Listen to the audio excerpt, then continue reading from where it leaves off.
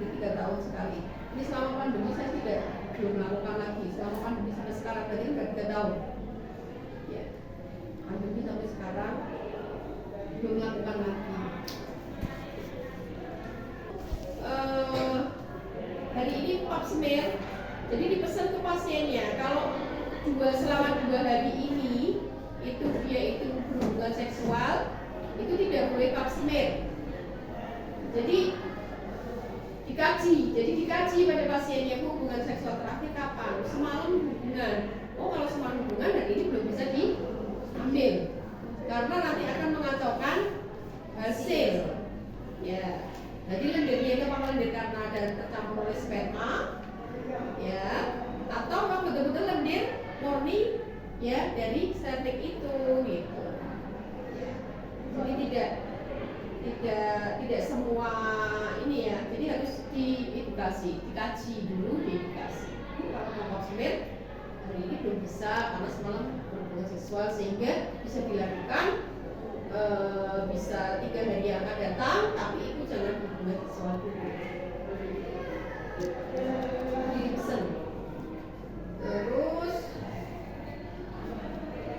apa ya?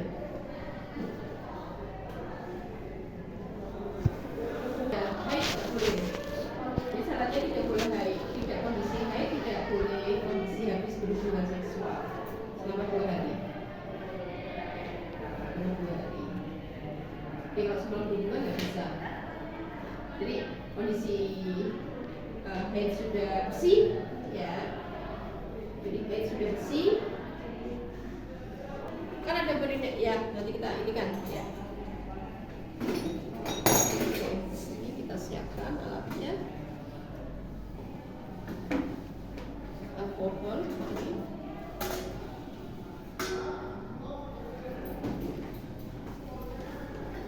Kita oke, ya. Kita pakai cuci tangan sudah, terus kita pakai APD, kita pakai handscoon. Ya, kita beritahu pasiennya untuk posisinya harus posisi litotomi. Soalnya kalau dorsal ligament nggak bisa. Bedanya apa dorsal ligament dengan litotomi? Kalau dorsal ligament itu kakinya sampai di bed, tapi kalau litotomi itu begini. Ya, oh ya. Nah, ini ada kakinya itu ya. Posisinya seperti itu. Terus kita beritahu pada pasien untuk tindakan yang kita lakukan. Ibu, pagi ini ibu akan diambil untuk cairan ya, cairan yang ada di rahim ibu untuk mengetahui apakah ada sel-sel yang mencurigakan tanda dari kanker atau tidak, gitu ya. Sudah, setelah itu kita pasang. Nah, kita perineal hijin, ya. Masih ingat ya perineal hijin? Perineal hijin, setelah perineal hijin baru kita pasang spekulum. Ya. Udah tahu sampai di sini? Ya. Setelah pasang spekulum, ya, kita alat yang nanti kita gunakan adalah spatulanya nggak kaget ya, hanya sipon-brush. Spatula itu seperti ini seperti sendok es krim.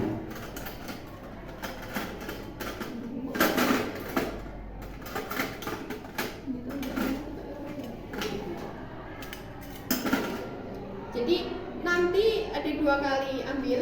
Yang pertama dengan menggunakan spatula, kalau ini udah sekalian ya. Spatula, terus yang kedua nanti dengan menggunakan sitobrush. Ada yang spatulanya itu tidak ada sitobrushnya ini nggak ada, sehingga harus pakai ini. Jadi sitobrushnya ada yang sudah jadi satu dengan spatula, ada yang sendiri-sendiri. Ya, jadi sitobrush.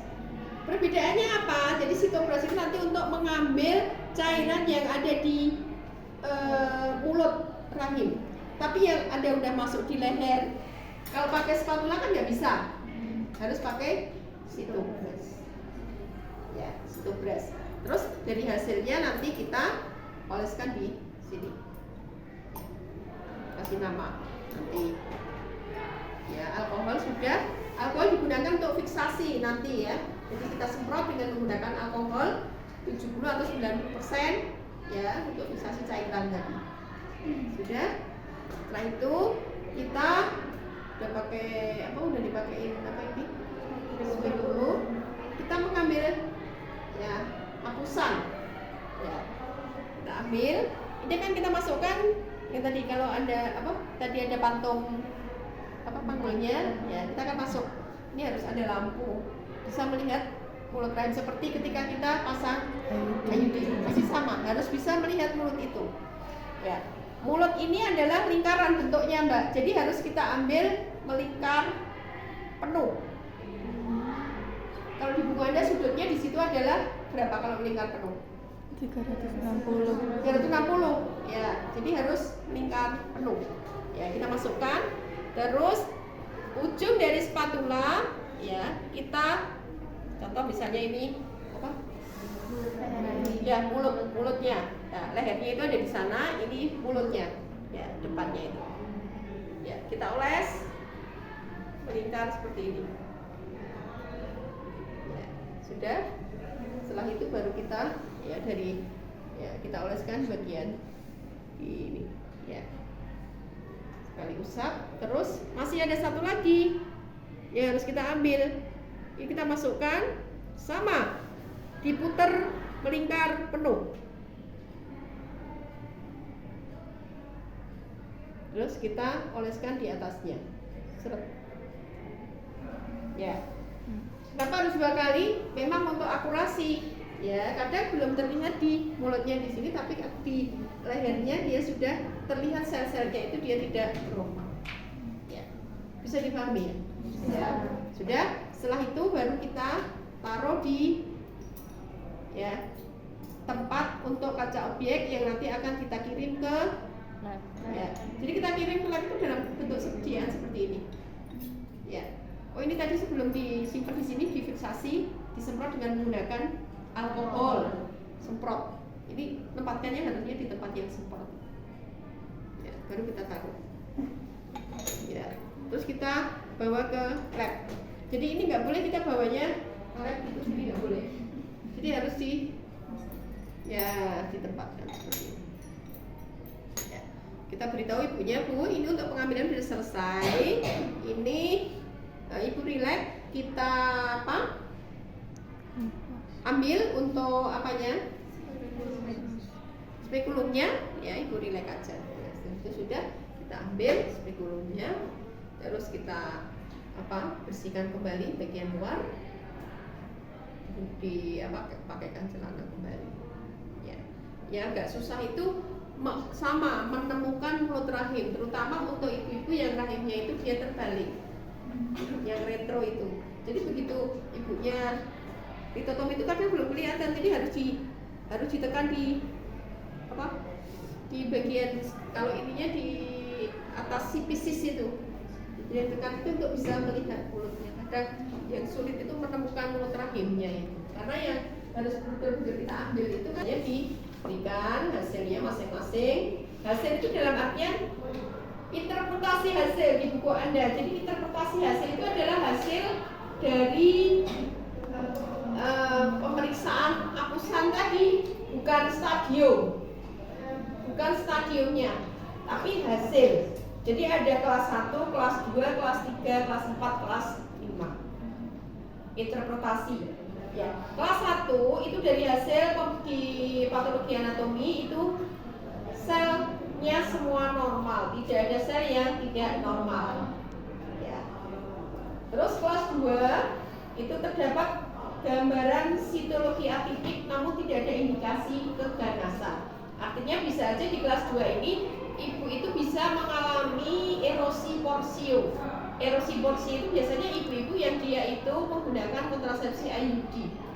Karena perlindungannya juga banyak di situ, ya. Terus kadang sel-selnya itu tidak seperti di kelas 1 tetapi tidak ada keganasan, tidak ada indikasi ke arah keganasan. Ya. Jadi saya itu ada di kelas 2 kalau Pak itu.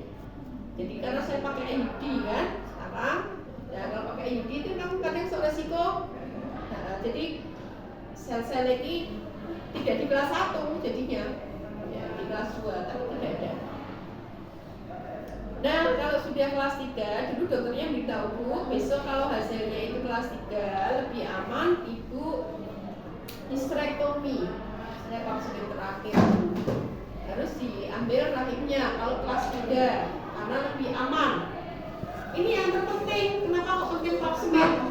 Ketika sudah di kelas 3 hasilnya itu bisa langsung diambil, sehingga kan untuk sel-sel kanker yang hanya mungkin sedikit kecil gitu kan, tidak akan berkembang sampai kemana-mana, gitu kan?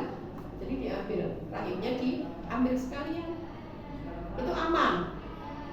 Walaupun sudah tidak ada kemungkinan untuk bisa memiliki anak. Lalu saya udah tua kan nggak mungkin mau punya anak. Problemnya kalau terjadi dia masih usia produktif, ya produktif kan? Kalau itu terjadi. Tapi apapun ininya tetap hasil ini sangat, artinya tindakan tertulis sangat penting. Karena tadi ketika hasilnya di kelas 3 langsung, tapi alhamdulillah saya hasilnya kelas 2.